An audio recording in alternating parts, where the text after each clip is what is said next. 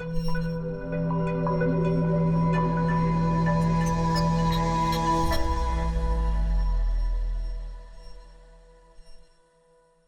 volume non ancora pubblicato, che ho potuto consultare grazie alla disponibilità dei curatori, è stato raccolto l'intero carteggio tra Antonio Segni ed Alcide De Gasperi, quasi 700 pagine, centinaia di lettere. Il sottosegretario e poi ministro dell'agricoltura descriveva al Presidente del Consiglio anche la situazione politica di Sassari e lo faceva attraverso un continuo confronto con quella di Cagliari, come se le due città fossero naturalmente in competizione e l'ascesa di una dipendesse dalla decadenza dell'altra. Il 10 giugno 1946, all'indomani delle elezioni per l'Assemblea Costituente, Segni spiegò a De Gasperi che la DC a Sassari era decisamente più forte che a Cagliari. Lo dimostravano anzitutto le percentuali: oltre il 41% a Sassari, appena il 31% a Cagliari. La politica a Sassari, inoltre, era più moderna. Veniva condotta su un piano di partito, osservò Segni, mentre a Cagliari era condotta su un piano personalistico ed indirizzata prevalentemente alla ricerca di voti preferenziali. Nella capitale dell'isola, peraltro, vi era stata una dispersione di voti di preferenza, tanto che alla fine il risultato era decisamente a favore della provincia di Sassari. 3 costituenti erano espressione di Sassari: Francesco Chieffi, Battista Falchi e lo stesso Segni, e uno solo della provincia di Cagliari, Gesuino Mastino. Con una certa ma celata soddisfazione, Segni sottolineò la superiorità di Sassari. Questi amici di Cagliari, proseguì, sono stati aiutati da noi con l'invio di nostri propagandisti. Hanno un giornale settimanale, sovvenzionato largamente dal partito, hanno avuto facilitato in altri modi il loro compito, ma sono rimasti troppo addietro nel lavoro organizzativo. Nel primo quindicennio dell'età repubblicana c'era davvero un'egemonia di Sassari sulla politica sarda. Mario e poi il giovane Enrico Berlinguer, Stefano Silvienti, ministro delle finanze e poi potentissimo presidente dell'Associazione Bancaria Italiana. Naturalmente la presenza di Segni e di Francesco Cossiga potrebbero spingere verso una conclusione affermativa. Agli osservatori dal continente, Sassari non poteva che sembrare un vivaio di politici di eccezionale livello. In concreto, però, che cosa significava aver dato i natali a personalità di primissimo piano? E ciò è abbastanza per stabilire che Sassari era il crocevia della politica sarda. La partita decisiva si era giocata all'indomani della caduta del fascismo, quando il governo aveva scelto la sede dell'Alto Commissario. E questa scelta, che preannunciava la collocazione del Consiglio e della Giunta regionale, aveva sancito definitivamente la consacrazione di Cagliari come capitale politica dell'isola. Non a caso Segni aveva provato ad opporsi in molti modi, sostenendo ad esempio che Cagliari era stata bombardata e Sassari aveva gli spazi per ospitare i palazzi del governo regionale. Il suo tentativo, oggi diremo abbastanza velleitario, fallì, ma proseguì la sua battaglia in difesa di Sassari con la sua consueta determinazione. Il 13 maggio 1952, ad esempio, raccomandò a De Gasperi con fermezza: è necessario che tu visiti i 3 capoluoghi di provincia nell'occasione della tua gita a Cagliari. Una delle maggiori preoccupazioni della DC sassarese era riequilibrare il rapporto Sassari-Cagliari. Non mi posso soffermare sulla disputa tra Nino Campus e Luigi Crespellani, la cosiddetta polemica dei lettori e campanili, ma vorrei provare a dare una risposta alla domanda: perché i contemporanei avevano la percezione che allora Sassari si trovasse in uno stato di crisi politica? Una parte della risposta a questo interrogativo si può cercare nelle alte aspettative che all'indomani della fine del conflitto avevano i sassaresi.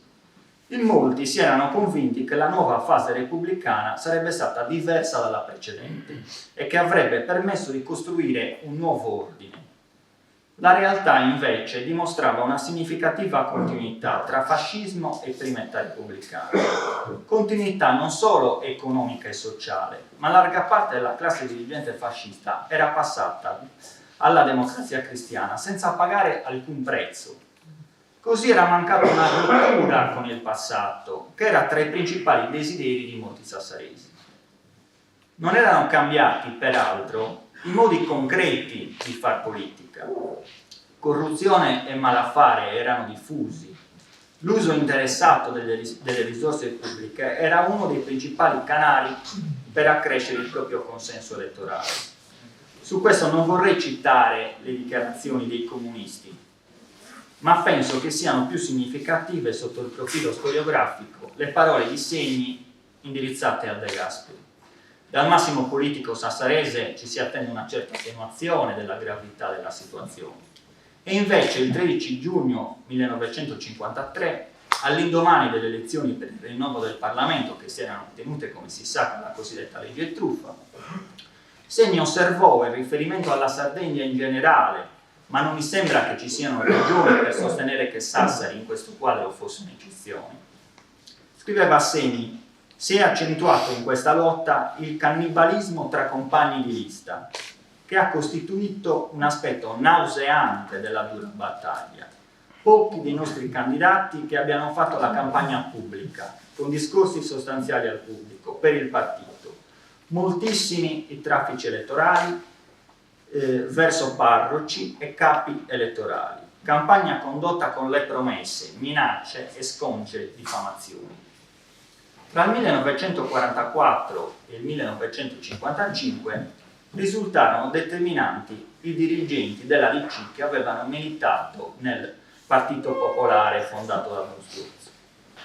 La DC anche a Sassari non nacque con una nuova classe dirigente e tuttavia in questo primo decennio repubblicano si affermò gradualmente un gruppo di giovani, alcuni dei quali non di Sassari, con una cultura politica in parte mova. Avevano influito nella loro formazione non tanto Sturzo e De Gasperi, quanto Giuseppe Dossetti, Amintore Fanfani, Giorgio Lapira. La storia dei giovani turchi è abbastanza nota e qui non ho il tempo per soffermarmi a rianalizzarla. Ma che cosa rappresentò questa svolta del 1956 per la realtà politica di Sassari? Anzitutto un ricambio generazionale. Nuovi volti, giovani carismatici di inconsueta abilità politica, alcuni anche di estrazione sociale medio-bassa, non cresciuti nei tradizionali salotti della borghesia e nobiltà cittadina, non fedeli al clero tradizionalista, ma portatori di un nuovo tipo di rapporto tra religiosità e politica. I giovani turchi, che avevano l'intento di affermare il primato del partito contro il potere dei notabili e delle vecchie famiglie dominanti, si misero in concorrenza con il PC e il PSI sui temi sociali e si rivolsero a fasce di popolazione diverse dall'elettorato strettamente conservatore. In ritardo rispetto ad altre città, arrivò anche a Sassari nella seconda metà degli anni 50 quella spinta verso sinistra avvenuta in campo nazionale con l'ascesa di Fanfani alla segreteria del partito. Sassari dunque non rimaneva estranea all'ondata di rinnovamento. Anche qui la DC cambiava, almeno in parte, classe politica e orientamento, pur rimanendo fedele fondamentalmente alle sue origini di partito dei cattolici. Ciò che non cambiarono o cambiarono assai poco furono i metodi concreti con i quali si conquistava il consenso politico elettorale indispensabile per avere il potere. I giovani turchi si erano schierati contro il clientelismo di Nino Costa e di Nino Campus, ma alcuni di loro avevano già dimestichezza con le relazioni personali, con l'utilizzo delle risorse pubbliche per conservare e rafforzare il proprio bacino di voti. E comunque l'attività del giovane Nino Giago De Martini, allora dipendente ETFAS, di ascoltare e di soddisfare i bisogni dei lavoratori delle campagne, richiedeva anche straordinarie capacità, doti umane e politiche non comuni a molti. Nella sua relazione il collega Daniele Sanna forse si soffermerà su questi temi e problemi. Vorrei soltanto ricordare che l'indagine sulla struttura del potere a Sassari, condotta da Alessandro Pizzorno e Laura Balbo, 10 anni dopo la cosiddetta rivoluzione bianca, questa indagine rilevò che i giovani turchi non costituirono una completa alternativa, ma si spartirono il potere con i rappresentanti dei vecchi gruppi dirigenti, con le vecchie famiglie, espressione usata da Pizzorno. Molto diversa si presentava la situazione del Partito Comunista. In città alle elezioni politiche del 1946 si era fermato all'8%, superato sia dal Partito Socialista che dall'Uomo Qualunque, ma nel 1953 raggiunse il 14%, confermando questo risultato anche nel 1958, dopo la crisi causata dal 20° congresso del PQS e dai fatti d'Ungheria. In meno di 10 anni quasi raddoppiò il proprio consenso elettorale. Nessun altro partito aveva avuto un incremento così notevole, rapido e duraturo. L'organizzazione del partito nuovo di Togliatti era uno dei fattori di maggior forza. Le sezioni erano centri della vita popolare, i militanti erano disciplinati, la loro partecipazione era continua o regolare come non accadeva in altri partiti.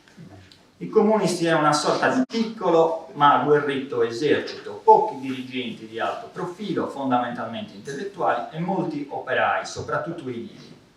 In loro la fedeltà al PC aveva la priorità e questo contribuì alla formazione di una struttura organizzativa e al consolidamento del partito.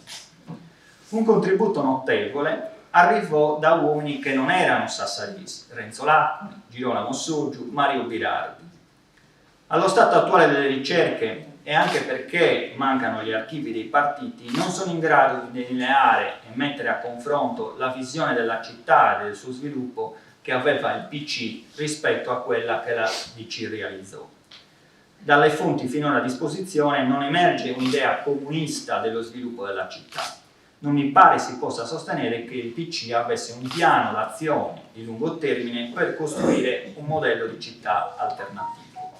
Quel che è certo è che il Partito Comunista condusse un'opposizione molto dura, anche su questioni di principio, e con un atteggiamento rigoroso e spesso intransigente.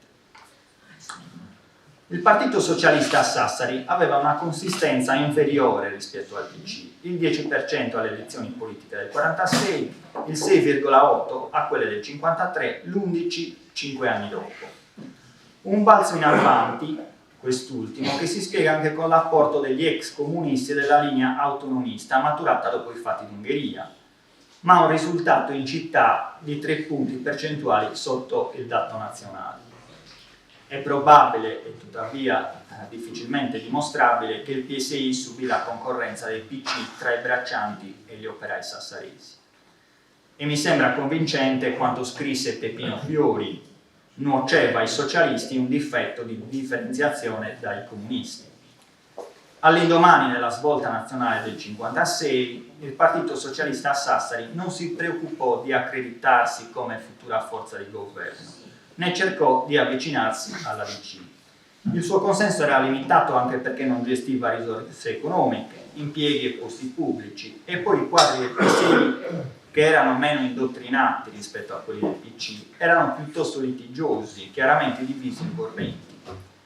L'estate del 1958, ad esempio, ebbe un significativo risalto lo scontro interno alla dirigenza sassarese tra autonomisti, cioè sostenitori dell'autonomia del PSI dal PC, e carristi, favorevoli all'unità dei due partiti del proletariato, come si diceva allora.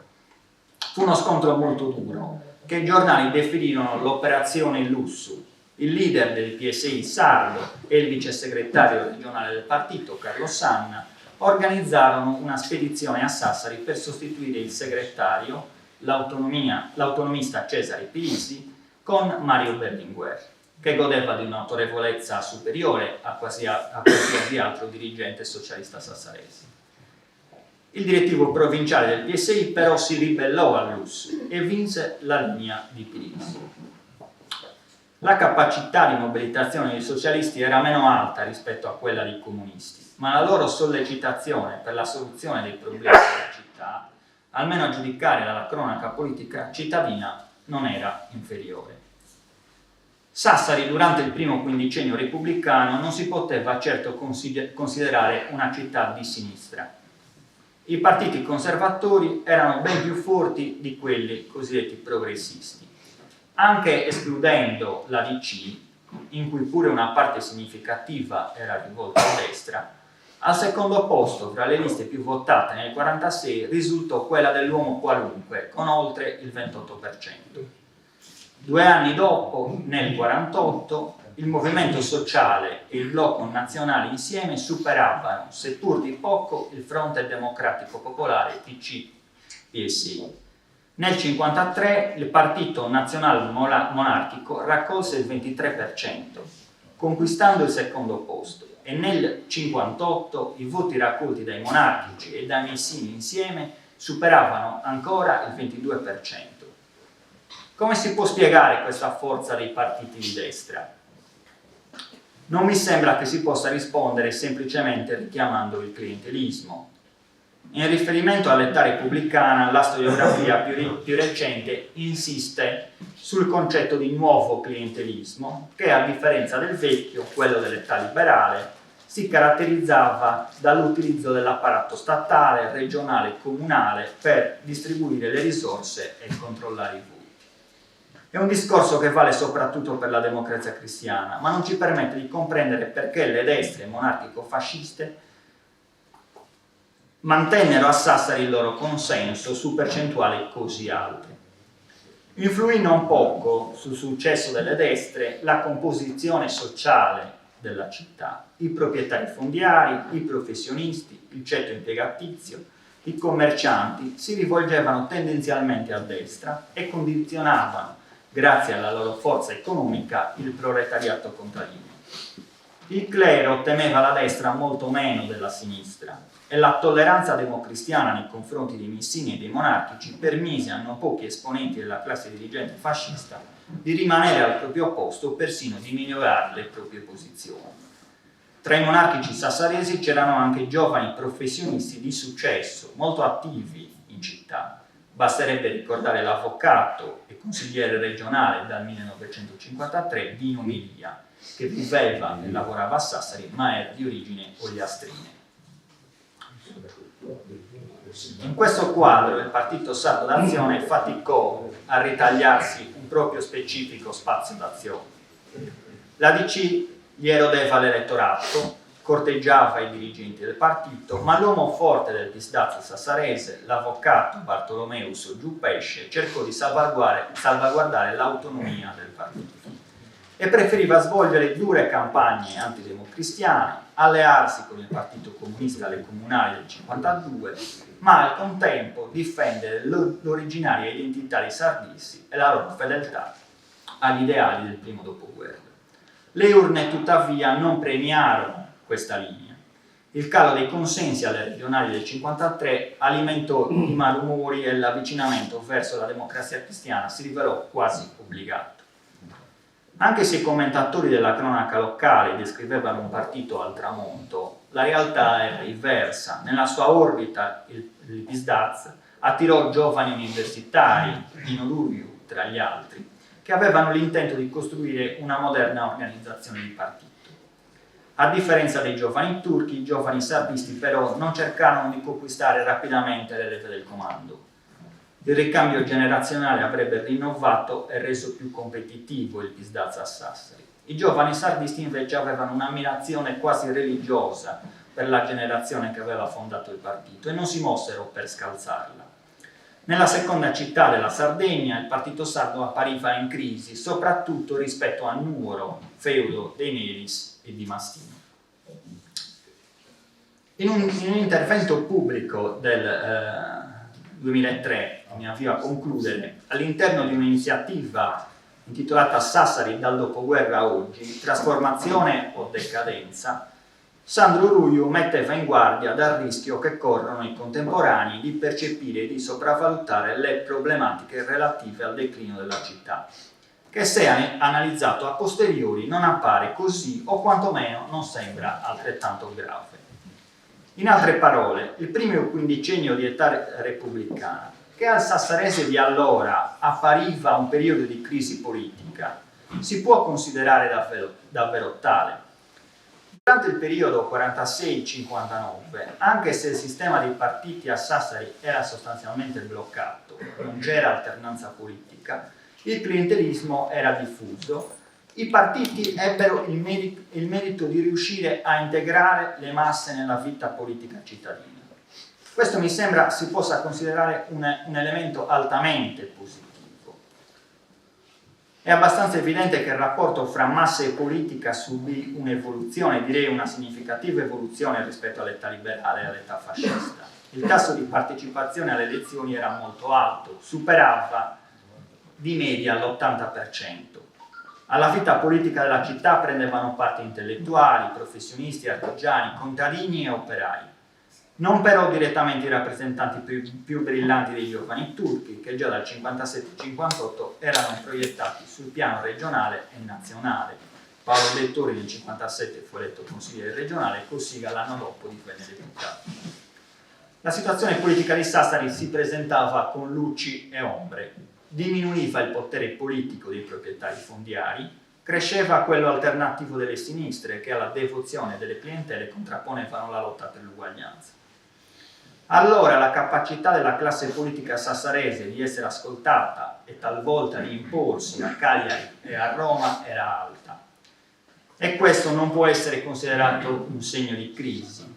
I politici sassaresi del dopoguerra contribuirono alla formazione politica di molti giovani, a cui diedero occasioni e possibilità di crescita. Nessuna eredità vale più di questo capitale umano, di questo conglomerato di giovani direttamente impegnati e convinti che la politica fosse l'arma migliore per cambiare la società e l'economia sassarese. Grazie.